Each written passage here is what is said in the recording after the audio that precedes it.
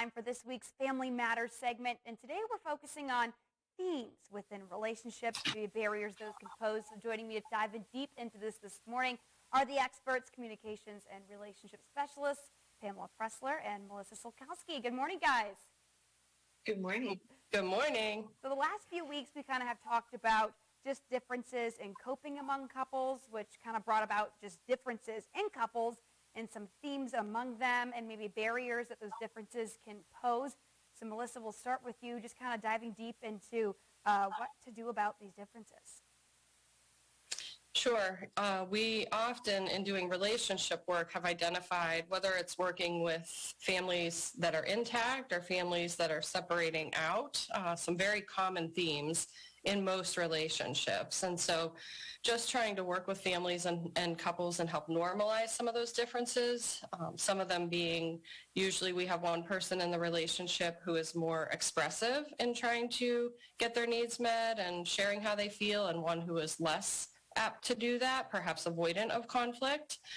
We also see that around finances, where we have someone usually who is more of a saver and someone who is a little bit more flexible with spending.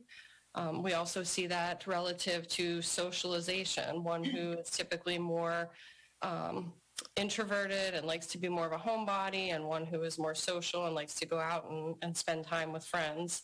And then one of the other ways that we see it is just more early birds and night owls. And so Pam's going to share with us a little bit about how we work with couples in balancing some of those differences. Thanks, Melissa. So we really want to help couples see their differences as differences rather than barriers.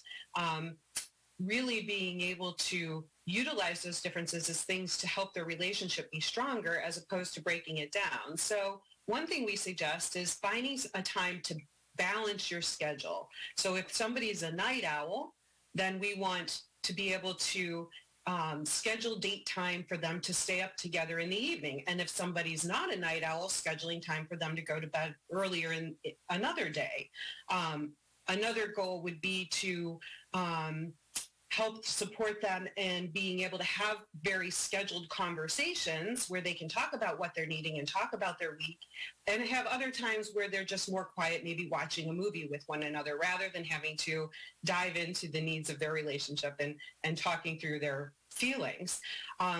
Another really important tool is helping people be curious with one another. Looking at those differences when we're feeling not good about what the other person's coming at us with, rather than personalizing, asking questions around it, and really giving them the opportunity to share what's on their mind rather than assuming we know what they need.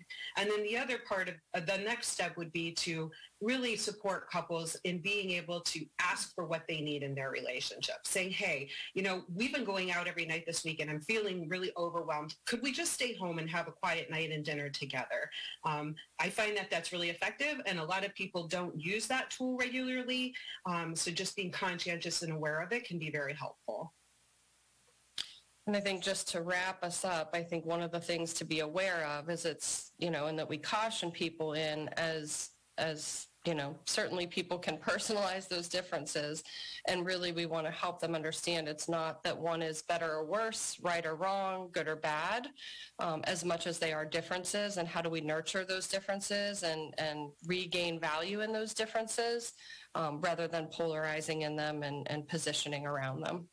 Yeah, thanks, guys. And just realizing that differences are okay, and it's normal for one person to maybe be a chatty Cathy and someone to be a little bit more introverted. Sometimes they just balance each other out and makes it work a little better. Well, Pamela Pressler, Melissa Solkowski, again, communications and relationship specialists. You guys, we always appreciate your input, and we'll see you back here next week.